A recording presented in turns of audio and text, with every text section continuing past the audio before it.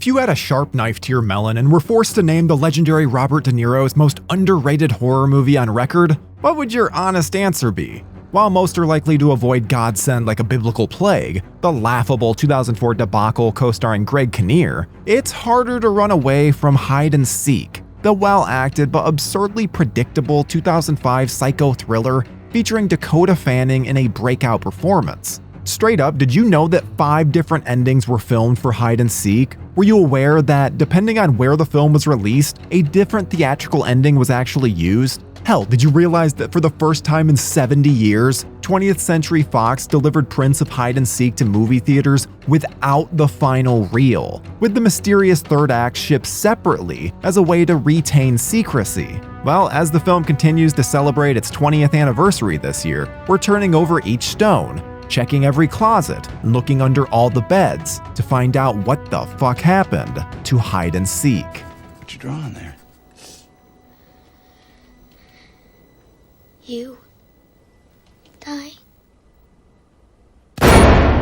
Okay, so a quick plot refresher for those who missed the movie during its initial run. Directed by swim fans John Polson from a script by first-time writer Ari Schlossberg, Hide and Seek concerns the psychological trauma experienced by Emily Calloway, played by Fanning, a 9-year-old girl reeling over her mother's recent bathtub suicide in Manhattan. Emily's father, psychologist David Calloway, played by De Niro, feels it's best to remove Emily from the home in which her mother's suicide occurred and decides to relocate to an upstate New York lake house in the winter. A change in scenery only worsens Emily's fractious mind as she begins to be haunted by her imaginary friend Charlie, whose sinister torment escalates and begins targeting David and his friendly acquaintances. Development on Hide and Seek begins with the debut screenplay by Ari Schlossberg in his first feature film. According to Schlossberg, "I wanted to write a real scary movie. I grew up in New York City, and the woods always held an element of fear for me. So, of course, I set my story in a rural, woodsy town." To immerse himself in the sinister setting, Schlossberg claims to have written the script while sitting alone in the dark, at night, while performing each role out loud, reinforcing the multiple identity themes. Once the script was completed, it found its way to producer Barry Josephson, who was amongst the first to read it in Hollywood, following the success of the Coen brothers' The Lady Killers. Josephson proceeded to purchase the script and brought it to 20th Century Fox, promising Schlossberg that he would be retained for script revisions and that no additional writers would be hired. As for longtime actor-turned-director John Polson, who made his feature film debut with the abysmal stalker thriller Swim Fan in 2003, he was excited to see De Niro play a different role than ever before, an emotionally vexed father doing everything in his power to keep his family from crumbling. Famke Janssen, who plays Dr. Catherine Kate Carson in the film, publicly stated that the only reason that she agreed to participate in Hide and Seek was because of De Niro's attachment. Even more crucial to the movie's success than casting De Niro was to find a precocious young actor who could credibly play Emily Calloway. Despite being one of the busiest, most sought-after, and talented young actors in Hollywood at the time, Dakota Fanning actually had to audition for her role in Hide and Seek. She was not offered the part outright. Funnily enough, Polson began the casting process in an attempt to find the next Dakota Fanning, assuming that the real actor would be unavailable. Although Anna Sophia Robb was considered for the role of Emily, Fanning won the part with ease. As part of her contractual negotiations, Fanning waived her typical $1 million plus acting fee and took a pay cut in exchange for receiving equal billing to De Niro above the title credit. Before accepting the role, Fanning recalls being mortified while reading the Hide and Seek script for the first time. "I started reading it in my room upstairs, but I got so scared I had to go downstairs, where my dad and sister were, to finish reading it. Emily is definitely scared, and in some sort of trouble, but she keeps you guessing about who or what is really causing these scary things to happen." Backed by an estimated $30 million budget, principal photography on Hide and Seek began on January 19th and ended on March 26, 2004.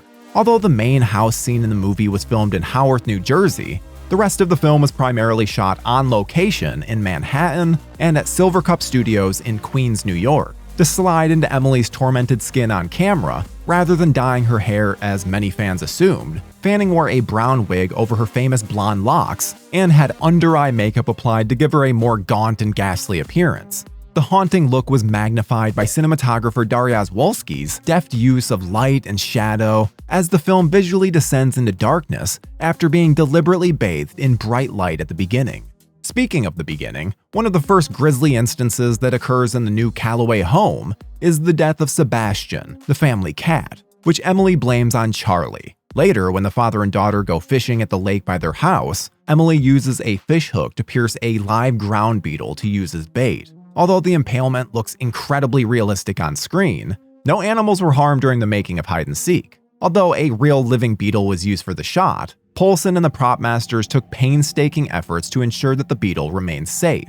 To achieve the lifelike shot, 24 different ground beetles were brought to the set. The insect handlers rigged a beetle with a fake blood sac using a surgical adhesive. As if she didn't have enough on her plate, Fanning was instructed on how to handle the fishhook properly, to insert it into the fake blood sac without harming the beetle. Fanning performed the impalement while the cameras rolled, leading to one of the movie's most viscerally unnerving moments. Say what you will about how easily foreseen the twist ending is, Fanning deserves praise for pouring herself into her performance. To this end, fans of the film may be surprised to learn that Fanning's singing voice is subliminally heard through the movie's unsettling soundtrack. Composer John Ottman, fresh off his work on Gothica and Cellular, accentuated the layered orchestral score by mixing in doses of Fanning's vocal tones. Even more frightening flourishes occur through Emily's nightmarish drawings of Charlie. Production designer Stephen J. Jordan, working on his first real horror movie, oversaw Emily's deranged artwork, which becomes more menacing as the film progresses. Jordan and Poulsen poured through hundreds of drawings to yield the proper images to strike palpable fear in viewers. Knowing that the movie's dramatic twist ending heavily depended on Emily's creepy drawings, the production went to great lengths to give Poulsen as many options as possible. As a result of the artistic process, 2 different drawings were created to be used in conjunction with the 5 different movie endings. Before the film was released, Fox was so worried about spoiling Hide and Seek's various endings that it shipped the film prints to theaters minus the final reel of celluloid. Furthermore, to achieve the utmost secrecy, Fox hired security guards to hand-deliver the prints to theaters, and had each film reel individually numbered. This marked the first time in 70 years that the studio had made such efforts to keep a movie's cryptic ending from leaking to the public.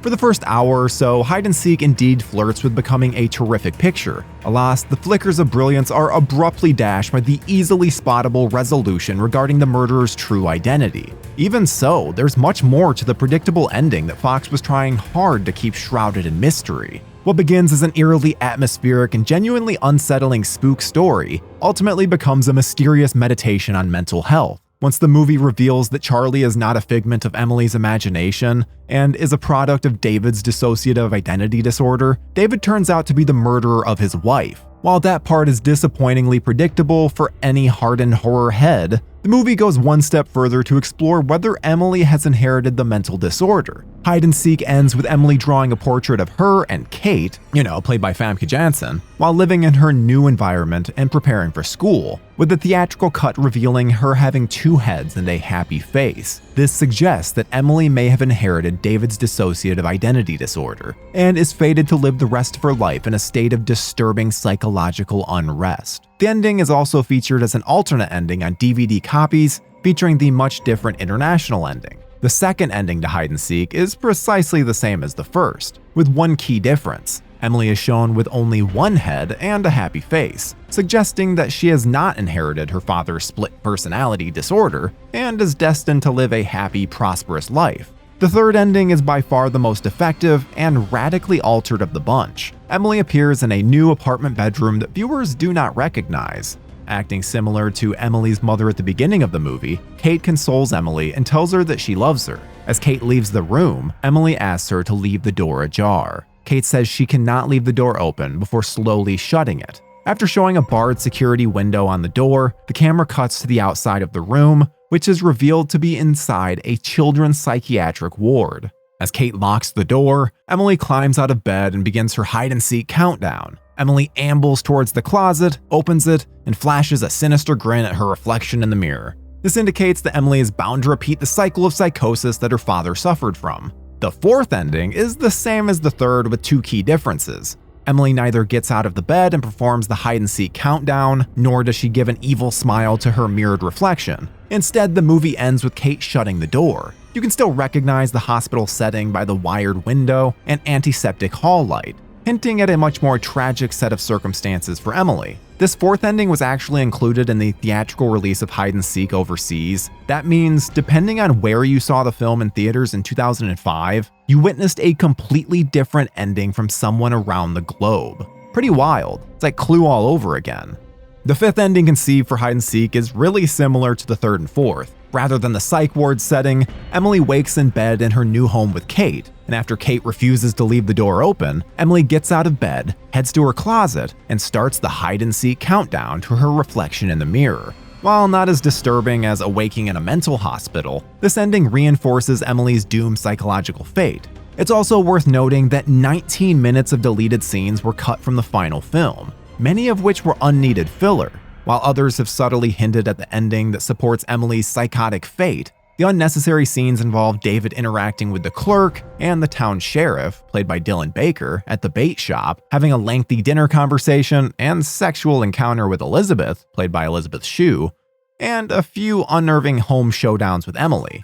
Meanwhile, all 5 alternate endings are featured on the Hide and Seek DVD, which has an option to play one randomly, a la Clue back in the day. Unlike Clue, however, Hide and Seek overcame its poor reviews to become a domestic and international box office behemoth. Released in the US on January 28, 2005, Hide and Seek became the #1 movie during its opening weekend, boasting an atrocious 12% Rotten Tomatoes score and 35 Metascore in 2025. Hide and Seek grossed a hefty $127 million worldwide on a mere $30 million budget, including $51 million in North America and roughly $76 million elsewhere. Typically, that level of financial success almost always leads to a greenlit sequel, prequel, reboot, spin-off, TV adaptation, or some other storytelling continuation. But alas, Hide and Seek never received any media addendum whatsoever. More curious yet, Dakota Fanning increased her popularity and made the movie more visible by winning the Best Frightened Performance at the 2005 MTV Movie Awards. Still, due to the bad word of mouth and critical evisceration, Fox was unable to capitalize on Fanning's star wattage and produce a second Hide and Seek movie. And not for nothing, but Fanning also earned a 2006 Fangoria Chainsaw Award nomination for Best Actress for her work in Hide and Seek. That year, Fanning also played the lead in Charlotte's Web, before going on to have a tremendous movie and TV career. And in a cool bit of trivia, eagle-eyed fans can spot a copy of Charlotte's Web and Hide and Seek when Emily receives a stack of books at the dinner table. Without much of a legacy to speak of, Hide and Seek's director John Polson only made one more feature film for the rest of his career: the utterly forgettable 2009 Russell Crowe crime thriller Tenderness. Polson has spent the last 15 years directing television, most recently the FBI and One Chicago franchises. Hide and Seek scribe Ari Schlossberg only wrote one more produced feature film, the 2005 gross-out comedy Lucky 13. In 2009, Schlossberg logged his final writing credit with the equally predictable CBS murder mystery Harper's Island. As for De Niro, he has not made another horror movie in the 25 years since Hide and Seek released. Fanning has appeared in several subsequent horror films and can be seen next in Brian Bertino's Vicious this October. And there we have it. Despite quadrupling its budget at the box office and featuring decent performances across the board, Hide and Seek couldn't remain shrouded from the poor reviews, bad word of mouth, various alternate endings, and an insultingly predictable twist that casual and hardcore horror fans could see coming a mile away. Whether it remains De Niro's worst horror movie 20 years later or his most underrated, that is what the fuck happened to Hide and Seek.